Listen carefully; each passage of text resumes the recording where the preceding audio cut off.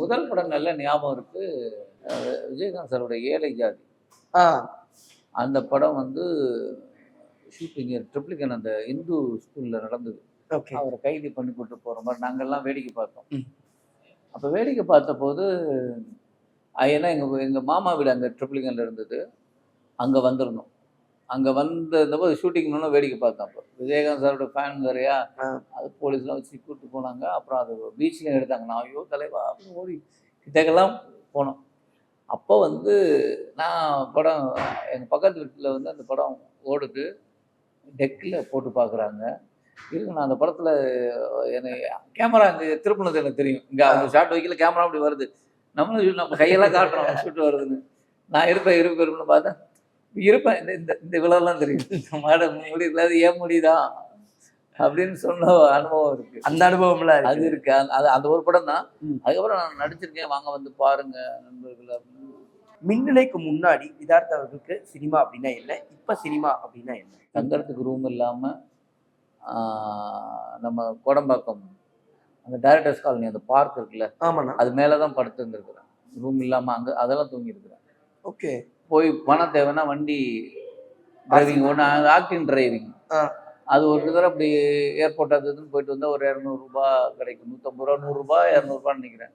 அது கிடைச்சா போதும். 2 அப்போல்லாம் 4 ரூபாய்க்கு தக்காளி சாதம் சின்ன கடை. இந்த அந்த மாதிரி கடை இப்போ இருக்கான்னு கூட தெரியல. ஓகே. இவ்வளவு தூண்டு நின்று சாப்பிட்ற மாதிரி சின்ன சின்ன கடைகள் அங்கங்கே இருக்கும். ஓகே. அது 4 ரூபான்னு நினைக்கிறேன் சாப்பாடு. 4 ரூபாய் 4 ரூபாய் ஒரு தக்காளி சாதம். அது இருந்தப்போ 100 ரூபா தான் நான் 5 நாளைக்கு சாப்பிட்ருவேன். காலையில் தக்காளி சாதம், மத்தியானம் தக்காளி சாதம், நைட்டு தக்காளி சாதம். நைட்டு 2 பரோட்டா வாங்கணும்னு வச்சுங்க. 2 ரூபா தான். 2 பரோட்டா டீ கடையிலேயே பரோட்டா இருக்கும். 2 பரோட்டா வாங்கினா 4 ரூபாயில் முடிஞ்சு போச்சு. ஆனா நான் இந்த இடத்துல ஒரு கேட்க நினைக்கிறேன். வீரம் படத்துல வந்து டைரக்டர் சித்தி சிவா அவர்கள் வந்து ஒர்க் பண்ணியிருந்தாரு. சோசியல் மீடியா பக்கம் பார்க்கும்போது வீரம் படத்துக்காக இருக்கணும் பல வரவேற்பு கிடைச்சது. ஆனா அவர் மேல இப்பவுமே வந்து ஒரு சின்ன நெகட்டிவிட்டி பரப்பப்படுது. நான் அவரை பத்தியும் மென்ஷன் பண்ணி கேட்க வரல. சோசியல் மீடியால ஒரு சினிமா பர்சனுக்கு எப்பவுமே ஏதாவது ஒரு நெகட்டிவிட்டி ஸ்ப்ரெட் பண்ணப்பட்டதே இருக்கிறத நீங்க எப்படி பாக்குறீங்க? சோசியல் மீடியாவில் வந்து சினிமாங்கிறதுனால தெரியுது வெளியில். அவங்கள வந்து சும்மாவே வந்து அவங்களுக்குள்ளே பேசிக்கிட்டாங்கன்னா 1 to 1 பேசும்போது பார்த்தீங்கன்னா அவங்கள பற்றி இவங்க சொல்கிறது, இவங்கள பற்றி அவங்க சொல்கிறதும், அப்புறம் இவங்கெல்லாம் யாருமே கண்ணுக்கு தெரிய மாட்டாங்க. அதனால் ரொம்ப தைரியமாக கலாய்க்க ஆரம்பிக்கிறாங்க. நான் இதில் பார்க்கறது இல்லைங்க. ஏன்னா சில கமெண்ட்ஸ்லாம் பார்த்தா நமக்கே ரொம்ப கஷ்டமாயிடும். ஓகேண்ணா. பர்சனலாக அவங்களும் ஹியூமன் தானே.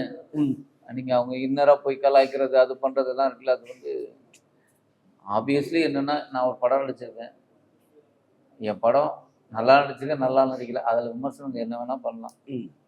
ஏன்னா அவங்க காசு கொடுக்குறாங்க, பார்க்குறாங்க. அதுக்கு வந்து பிடிச்சிருந்தா பிடிச்சுன்னு சொல்லலாம், பிடிக்கலன்னு சொல்லலாம். அவங்க பர்சனலாக போய் பேசுகிறதெல்லாம் இருக்குல்ல, ஆமாண்ணா, அது தவறான இல்லை யாருக்குமே இல்லைங்க. யாராக இருந்தாலும் எல்லாரும் மனிதர்கள் தானே. எல்லாருக்கும் ஒரு குடும்பம் இருக்குது, எல்லாருக்கும். ஆமாம். அது எனக்கு பயம். அது ரொம்ப அதனால அதெல்லாம் பார்க்கறதுல கொஞ்சம் ஒதுங்கி இருக்கு. ரீசெண்டாக உங்களுடைய படம் வந்து இருக்கப்பட்டு வந்தது. அது வந்து எல்லாராலையுமே கிரிட்டிக் வைஸும் சரி எல்லாராலையுமே வந்து ரொம்பவே பாராட்டப்பட்டுச்சு. மெயினாக வந்து உங்களோட 2 சீனை வந்து சொல்லியிருந்தாங்க. உங்கள் லைஃப்ல அந்த மொமெண்ட் நடந்திருக்கான்னு சொல்லுங்க. ஒன்று உங்கள் ஃபேமிலி பற்றியும் சரி உங்களை பற்றியும் சரி, நான் வந்து சூஸ் பண்ணணும்னு நினைக்கிறேன், என் லைஃபாக சூஸ் பண்ணி அடுத்தவங்க சூஸ் பண்ணுறது நோக்கி என் வாழ்க்கை ஓடுதுங்கிற மாதிரி ஒன்று சொல்லியிருக்கோம். அந்த மாதிரி மொமெண்ட்டும் உங்கள் லைஃப்ல நடக்கும்? இல்லை, எனக்கு பிடிச்சதை செய்கிறதுக்கு என் வீட்டில் அலோவ் பண்ணாங்க. எப்பவுமே அலோவ் பண்ணியிருக்காங்க. ஓகேண்ணா. அந்த கடைசியில் உங்களுக்கு லோன் சாங்ஷன் ஆயிரும். சாங்ஷன் ஆனதுக்கப்புறமா அந்த பர்சியூட் ஆஃப் ஹாப்பினஸ் படத்தில் வர மாதிரி வெளியே வந்து உங்களோட சந்தோஷத்தை வெளிக்காட்டுவீங்க. அந்த மாதிரி லைஃப்பில் எப்பயாவது வந்து ஏதாவது ஒன்று செஞ்சுட்டு பண்ணியிருக்கீங்களா? அதனால ஃபஸ்ட்டு படம் மின்னலே அந்த ஆஃபீஸில் தான் நான் போய் சான்ஸுக்கு அங்கே இருப்பேன். அப்புறம் அது சக்தி சார் வந்து டிஎன்எஸ் சாரோட பையன், அவர் தான் மேனேஜரு. நான் ஒரே ஊர் அப்படிங்கிறதுனால நான் அங்கே இருந்துட்டு அந்த படத்துக்கு தேவையான ஆஃபீஸ் வேலைகள்லாம் நாங்கள் செய்ய ஆரம்பித்தோம். கௌதமன் சார் வந்து மியூசிக்கு ஹரிதர சார் வீட்டுக்கு போயிட்டு அவர் வீட்டில் போய் ட்ராப் பண்ணும்போது நான் தான் கூட போவேன்.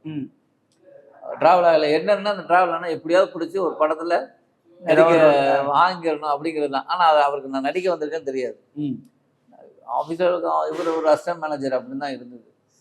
அப்புறம் ரொம்ப ஒரு கட்டம் போகும்போது என்னடா நம்ம இது எப்படி கேட்குறது, யாருமே சொல்ல மாட்டாங்க. இவங்க எதுவும் சொல்லுவோன்னா படம் ஆர்டிஸ்ட் டெய்லி 4 பேர் வந்து செலக்ட் இப்போ வரோம், கூட்டம் கூட்டமாக வருது. செலக்ஷன் அவர் ஃப்ரெண்ட் ஆகிட்டார், இவர் ஃப்ரெண்ட் ஆகிட்டார். நமக்கு என்ன ரோல் இல்லையோ, எப்படி என்ன பண்ணுறோன்னு இவங்க சக்தி சார் என்ன சொல்கிறேன் நான் சொல்கிறேன் அப்படின்னா. அவர் சக்தி சாருக்கும் கௌதமன் சாருக்கும் அந்த டயத்தில் பெருசாக இதுவாகலை. எப்படி சொல்கிறேன்னு இவங்க சொல்ல மாட்றாங்க. இப்போ என்ன பண்ணலாம் அப்படின்னா டக்குன்னு நல்லா ஞாபகம் இருக்கா, அந்த ஆஃபீஸ் இது கேட்டுக்கிட்ட அந்த கரெக்டாக அப்படி கிளம்பும்போது அவர் பேக் லேப்டாப் பேக் மாதிரி ஒன்று போட்டிருப்பாரு. அப்படி கிளம்ப வந்தோடனே சார் சொல்லு ரமேஷ் சார் நான் நடிக்கணும் சார், அதுதான் வந்தேன் அப்படின்னு பட பட பட பட பட பட படன்னு பேசுகிறேன். பதட்டம் அப்படிலாம் சான்ஸ் எப்படின்னா கிருஷ்ணா அப்படின்னாரு. கிருஷ்ணா கூப்பிட்டாரு. கிருஷ்ணா ரமேஷ் நடிக்க ஆசைப்படுறான், அவனுக்கு ஒரு டைலாக் கொடுத்து பேசி பாருங்க, நல்லா இருந்தால் அவன் போட்டுருங்க அப்படின்னு. அதான் ஓகே சொல்லிட்டேன் அப்படின்னு அவர் போயிட்டாரு. நான் வந்து அது வந்து என்னமோ ஒரு அவ்வளோ பதட்டம், நெஞ்செல்லாம் இப்படி அடைச்சி போயிருந்து கேட்டேன். அவர் ரொம்ப ஈஸியாக அப்படின்ட்டாரு. நான் நிறைய உள்ளே போனேன். இந்த விஜய் சார் இந்த படத்தில் துல்லாதமலை அழுகிற மாதிரி நான் உள்ளே போய் பாத்ரூமில் உட்காந்து என்ன ஞாபகம் உள்ளுக்குள்ளே இருக்கிற ஒரு பாத்திரம், பெரிய பாத்திரம், அதை உட்காந்து குதிக்கிறேன், சிரிக்கிறேன், நான்லாம் கதிக்கிறேன். ஐயோ படம் கிடைச்ச மாதிரி ஒரு பயங்கர சந்தோஷம் நடந்தது. இல்லை ஃபஸ்ட்டு ஒரு சான்ஸ் இருக்கணும். ஆமாம். அப்புறம் வந்து கிருஷ்ணா வந்து நடிக்க கூப்பிட்டாரு. அது என்ன டைலாக்னா, விவேக் சார் அந்த படத்தில் பேசுகிறாரு. யாரா இங்கே ராஜேஷ் அது ஒன்று வந்து கத்திக்கிட்டு என்ன வருவாங்க, அப்பாஸை கேட்டு ரூம்குள்ளே அந்த டைலாக் கொடுத்தாங்க. சண்டை அப்படி போட்டுருந்தேன், நல்லா பண்ணேன். அதுக்கப்புறம் யாரெல்லாம் நடிக்க ஆடிஷன் நடக்குதோ எல்லாருக்கும் நீ பண்ணி கட்டுறா அப்படின்னு என்ன தான் பண்ணி கட்டுறான். அந்த அளவுக்கு எல்லா ஃப்ரெண்ட்ஸ் தானே, ரொம்ப ஈஸியாக பண்ணிட்டான். அது இன்னொன்று இந்த மாதிரி இமோஷ்னலாக அப்படி பேசுறதெல்லாம் ஈஸியாக வந்துடும் எல்லாருக்கும். அது அது அப்படி நின்று நிதானம் பண்ணுறது தான் கஷ்டம். அது பண்ணணும் பிடிச்சது. அப்புறம் எனக்கு தெரிஞ்சது இல்லை கன்ஃபார்ம் இந்த படத்தில். அதெல்லாம் அப்படி ஒரு 4 பேரில் ஒரு ஆளாக வந்துருக்கு. அதுவே பெரிய விஷயமா இருந்தது.